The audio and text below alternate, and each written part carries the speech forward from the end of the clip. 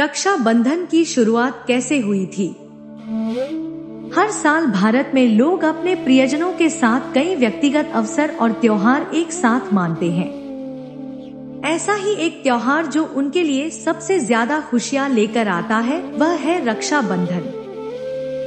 यह हिंदू पंचांग के अनुसार श्रावण माह की पूर्णिमा के दिन पड़ता है और भाइयों और बहनों के बीच प्यार का जश्न मनाता है। लेकिन क्या आप इस पावन पर्व से जुड़ी कई प्रसिद्ध कहानियां जानते हैं?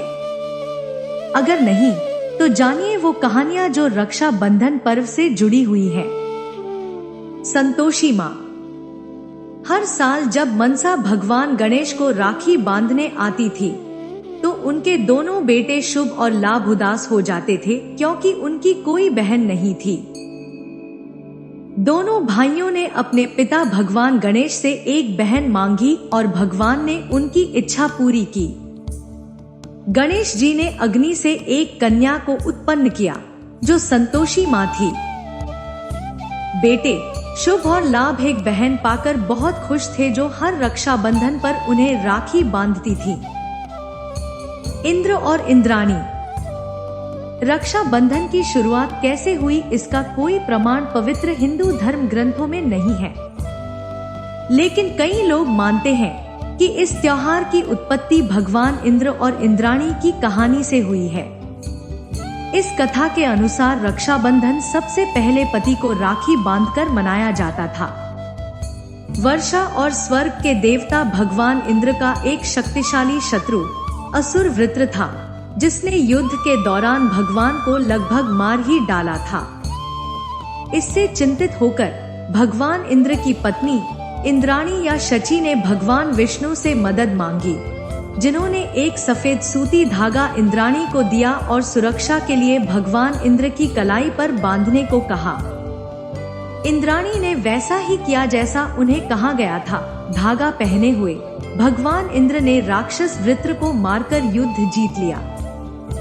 भगवान कृष्णा और द्रौपदी। इस कथा के अनुसार शिशुपाल के अपमान से क्रोधित होकर श्री कृष्ण ने अपने सुदर्शन चक्र से उसका वध कर दिया। जब चक्र उड़कर भगवान के पास वापस आया तो उससे उनकी उंगली कट गई। यह देखकर द्रौपदी ने तुरंत अपनी साड़ी का एक टुकड़ा फाड़कर भगवान कृष्ण की उंगली पर लपेट दिया। तब भगवान कृष्ण ने जरूरत के समय उनकी रक्षा करने का वादा किया। और हम सभी जानते हैं कि कैसे उन्होंने द्रौपदी को उसके पतियों के जुए में हारने के बाद बचाया था। यम और यमुना। कुछ लोग यह भी मानते हैं कि रक्षाबंधन की शुरुआत इसी कहानी से हुई है। मृत्यु के राजा भगवान यम और नदी यमुना भाई बहन थे।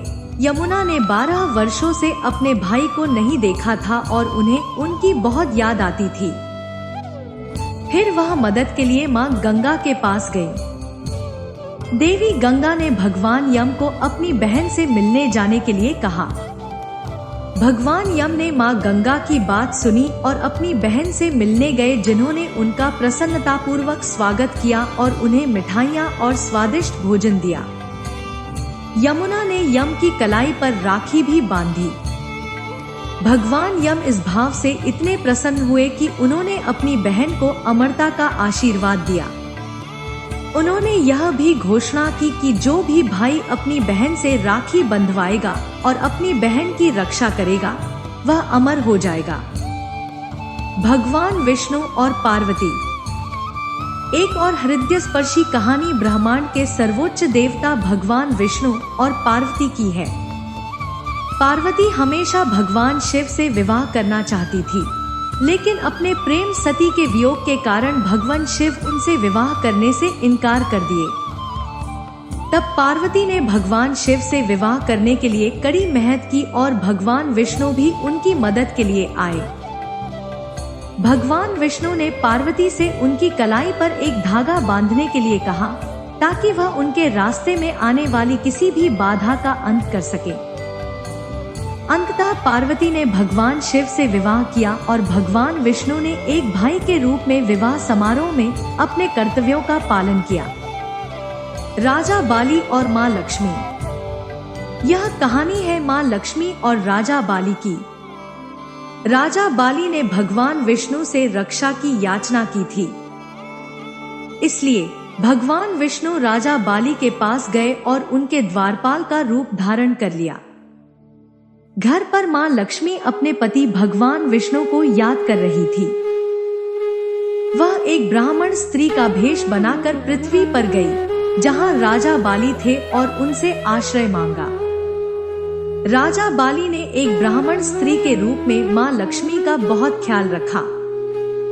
पूर्णिमा के दिन लक्ष्मी माँ ने राजा बाली को रक्षा हेतु राखी बांधी। इस भाव से प्रसन्न होकर बाली ने देवी लक्ष्मी से पूछा कि वह बदले में क्या चाहती है, जिस पर माँ लक्ष्मी ने उत्तर दिया कि वह अपने पति को वापस चाहती है, और भगवान विष्णु अपने स्वयं रूप में प्रकट हो गए। पूरी कहानी सुनने के बाद राजा बाली ने अपनी बहन माँ लक्ष्मी की इच्छा पूरी की। हुमायूं और रानी कर्णावती। अपने पति राणा संघा की मृत्यु के बाद महारानी कर्णावती ने मेवाड़ के आधिकारिक शासक के रूप में पदभार संभाला। राज्य पर गुजरात के बहादुर शाह जफर द्वारा हमला किया। इससे रानी चिंतित हो गई और उन्होंने अन्य राज्यों से सहायता की तलाश की। महारानी कर्णावती ने हुमायूं को पत्र लिखकर सुरक्षा की मांग की और उन्हें राखी भी भेजी। हुमायूं युद्ध के बीच में थे, लेकिन वह रानी कर्णावती की मदद करने के लिए सब कुछ छोड़ कर आए, लेकिन तब तक बहुत देर हो चुकी थी। महारानी ने अपनी इज्जत बचाने के लिए जौहर किया, लेकिन हुमायूं ने मदद का अपना वादा निभाया और बाद में रानी कर्णावती के बेटे विक्रमजीत के लिए राज्य बहाल कर दिया। महारानी जिंदन कौर। महारानी जिंदन कौर महाराजा रणजीत सिंह की पत्नी थी, जो सिख साम्राज्य के संस्थापक थे। महारानी जिंदन कौर को राखी का महत्व पता था और उन्होंने इसे नेपाल के जंग बहादुर को भेजा। जब 1849 में सिख साम्राज्य पर अंग्रेजों ने हमला किया और उसे जीत लिया, तो नेपाल के राजा ने महारानी जिंदन कौर को अपने राज्य में शरण देकर अपनी बहन की रक्षा करने का वादा निभाया। भगवान कृष्ण और सुभद्रा।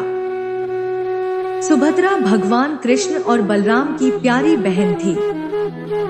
वह महान योद्धा अर्जुन से विवाह करना चाहती थी, परंतु भाई बलराम इसके पक्ष में नहीं थे, लेकिन भगवान कृष्ण थे। उन्होंने अर्जुन से सुभद्रा के विवाह का समर्थन किया। यह भाई बहन का बंधन इतना मजबूत और प्रिय है कि पुरी में श्री कृष्ण और बलराम के साथ सुभद्रा की भी पूजा की जाती है। राजा पुरु और रानी रुखसाना। सिकंदर एक यूनानी शासक था जो भारत पर आक्रमण करने आया था। उनकी पत्नी रोक्साना उनकी सुरक्षा को लेकर चिंतित थी। रोक्साना ने राजा पुरु को राखी भेजी और कहा कि वह उसके पति को नुकसान न पहुंचाए। झेलम नदी के पास युद्ध के दौरान राजा पुरु को अपना वादा याद आया और उन्होंने सिकंदर पर हमला नहीं किया। राजा पुरु युद्ध हार गए, लेकिन उन्होंने सिकंदर का सम्मान जीता। यूनानी शासक ने राजा पुरु को अपना राज्यपाल बनाया और उन्हें अपने राज्य के दक्षिण पूर्व पर शासन करने की अनुमति दी। और ये थी प्रसिद्ध रक्षाबंधन कहानियाँ। रक्षाबंधन कब से शुरू हुआ, ये कहानियाँ हमें उसके बारे में बताती हैं। इन कहानियों से ये भी पता चलता है कि भाई बहन का रिश्ता भले ही खून का रिश्ता न हो, लेकिन पवित्र और पक्का होता है। भाई बहन चाहे वे कहीं भी हों, हमेशा एक दूसरे का ख्याल रखते हैं और एक दूसरे की भलाई के लिए प्रार्थना करते हैं। रक्षाबंधन पर भद्राकाल को लेकर बहुत ही कंफ्यूजन बना हुआ है। दरअसल भद्राकाल का विचार हर शुभ कार्य में किया जाता है। किसी भी मांगलिक कार्य में भद्रा का योग अशुभ माना जाता है, इसलिए इस बात का खास ख्याल रखा जाता है कि शुभ कार्य के दौरान भद्रा का साया न हो। इस बार रक्षाबंधन पर भी भद्रा का साया नजर आ रहा है। भद्रा को लेकर अलग अलग मत बने हुए हैं। आइए हम आपका कंफ्यूजन दूर करते हैं और बताते हैं कि रक्षाबंधन पर भद्रा का समय और भद्रा दोष से जुड़ी सभी महत्वपूर्ण जानकारी। रक्षाबंधन पर भद्रा का समय। इस साल रक्षाबंधन 19 अगस्त सोमवार के दिन मनाया जाएगा। इस दिन सुबह 5:32 पर भद्रा काल आरंभ हो जाएगा और 1:31 तक भद्रा रहने वाली है। लेकिन इस दिन सुबह से भद्रा होने पर भी भद्रा अशुभ फल नहीं देंगी। दरअसल भद्रा का वास अलग अलग लोकों में होने पर वह अलग अलग प्रभाव डालती है। विस्तार से समझे तो हिंदू पंचांग के 5 प्रमुख अंग होते हैं। पहला तिथि, फिर नक्षत्र, वार, योग और करण। इसमें भी करण को तिथि का आधा भाग माना जाता है। करण कुल 11 होते हैं। इसमें से 7 स्थिर चर होते हैं और 4 करण स्थिर होते हैं। 7वें करण का नाम ही वष्टि या भद्रा है। भद्रा का विचार इन 4 स्थिति पर होता है। पहला, स्वर्ग या पाताल में भद्रा का वास। प्रतिकूल काल वाली भद्रा हो। दिनार्थ के अंतर वाली भद्रा। भद्रा का पुच्छ काल। भद्रा के शुभ अशुभ परिणाम का पता लगाने के लिए इन सभी का विचार किया जाता है। भद्रा का वास कब कहाँ होगा इसका पता चंद्रमा के गोचर से चलता है। जब भद्राकाल के दौरान चंद्रमा मेष, वृषभ, मिथुन और वृश्चिक राशि में होते हैं तो उस समय भद्रा का वास स्वर्ग में माना जाता है। वहीं जिस समय चंद्रमा कन्या, तुला, धनु और मकर राशियों में हो तो भद्रा पाताल में वास करती है। जिस समय चंद्रमा कर्क, सिंह, कुंभ और मीन राशि में होते हैं तो उस समय भद्रा का वास मृत्यु लोक यानी धरती पर होता है। भद्रा जिस लोक में होती है वहां पर ही अशुभ परिणाम देती है। धरती पर भद्रा का होने दोषकारक माना गया है, जबकि भद्रा के स्वर्ग और पाताल में होने पर यह शुभ रहती है। इसलिए भद्राकाल का समय जब भी चंद्रमा मेष, वृष, मिथुन, कन्या, तुला, वृश्चिक, धनु और मकर राशि में हो तो भद्रा स्वर्ग या पाताल में वासी करेगी और ऐसे होना मांगलिक कार्यों के लिए शुभ है। साथ ही भद्रा पुच्छ में भी शुभ कार्य किए जा सकते हैं, जो अलग अलग तिथियों में अलग तरह से निर्धारित किए जाते हैं। 19 अगस्त रक्षाबंधन पर भद्रा का समय और वास। 19 अगस्त सोमवार रक्षाबंधन के दिन सुबह 5:32 पर भद्राकाल आरंभ हो जाएगा और इस समय चंद्रमा मकर राशि में गोचर करेंगे। 19 अगस्त की शाम 7 बजे तक चंद्रमा मकर राशि में ही रहने वाले हैं, जबकि इस बीच भद्रा यानी विष्टिकरण दिन में 1:31 पर ही समाप्त हो चुका होगा। ऐसे में भद्रा का वास इस दौरान पाताल लोक में होगा और धरती पर इसका प्रभाव नहीं होगा।